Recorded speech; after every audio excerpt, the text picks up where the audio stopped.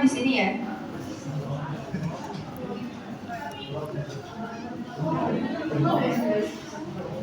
Kirim ya Ras, nanti Ras.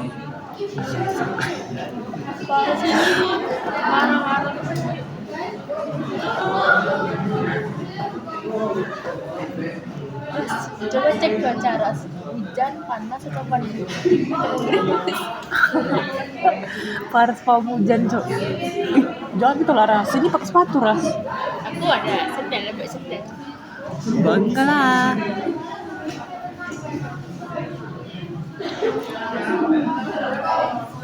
Apa sih ini? Itu bisa dilihat ada ini ya, ada yang point cloud dan dem. Kalau misalnya kita ngaktifin mode demnya nanti bisa dilihat. Sedangkan kalau misalnya ini aku nggak ngaktifin, kan nggak ada ya.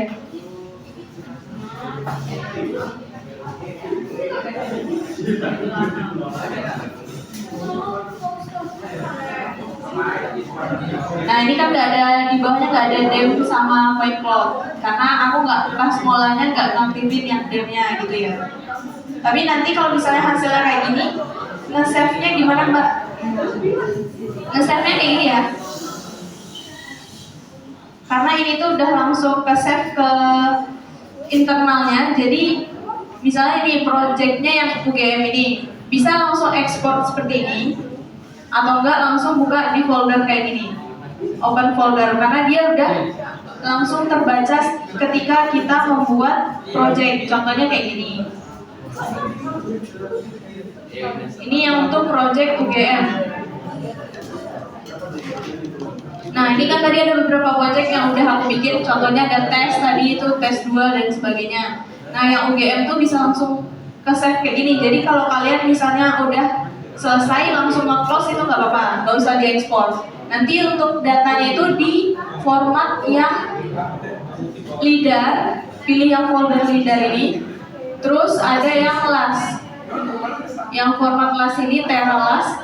Nanti hasilnya itu 2 kayak gini, karena total kita kan kurang lebih satu flag itu ada berapa ya? 15 hektaran lebih ya.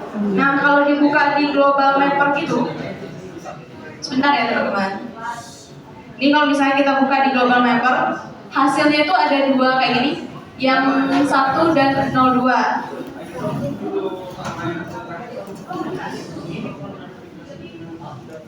Ini buat contohnya dimasukin di global mapper tuh 2 gini.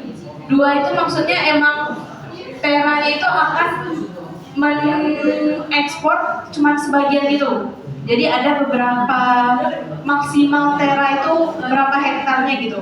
Jadi ini dibikin untuk luas kita yang UGM itu dibikin dalam 2 las. Outputnya adalah data las ya. Gitu. Ini contoh yang untuk flag 1. Yang udah aku olah ini, contohnya dimasukin di sini itu flag 1. Gitu ya. Sama di sini aku mau ngasih tahu beberapa toolsnya di Tera juga ya. Nah di sini contohnya, ini kan ada beberapa tampilan nih, ada RGB, ada reflexivity sama height sama return. Bentuknya kayak gini. Contoh RGB kan kayak gini. Nah ini untuk yang reflectivity sama yang height bentuknya kayak gini. Kalau yang height nanti ada keterangannya juga ya di sini. Kalau yang dari yang paling rendah sampai yang paling tinggi, sampai yang terakhir return kayak gini.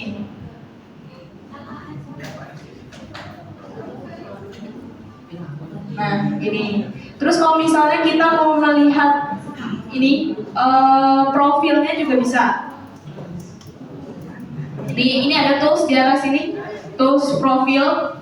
Nah untuk melihat profil melintangnya bisa, misalnya kayak gini ya, di area sungai ini kita klik kanan, klik kiri dulu untuk start, terus klik kanan untuk close-nya gini, misalnya gini, nanti keluar di sini. Nah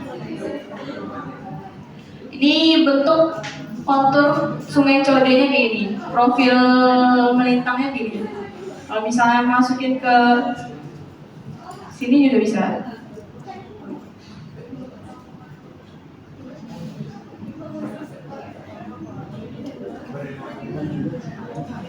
Nah, kalau misalnya ada yang kayak rumah-rumah gitu juga bisa kelihatan profil melintangnya ya. Seperti itu.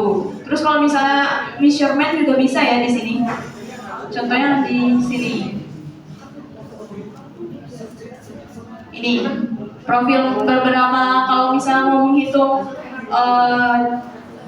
panjang kayak garis gitu atau poligon gitu, luasnya bisa pakai tools di sini. Nah, kalau untuk melihat jalur terbangnya juga bisa di sini. Ada tools yang di atas ini. Ini udah kelihatan jalur terbangnya.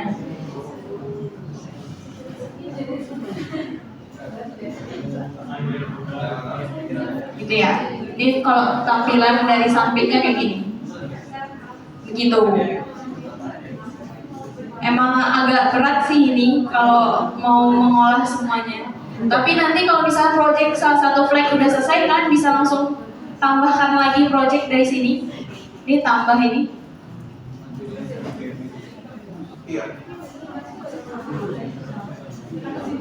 Jadi nanti bisa langsung ngolah semuanya. Cuman kan agak berat ya kalau 2 flag langsung kalian olah. Anggap baiknya per satu-satu. Tapi kalau misalnya mau per 2 flag, nanti yang bagian point cloud ini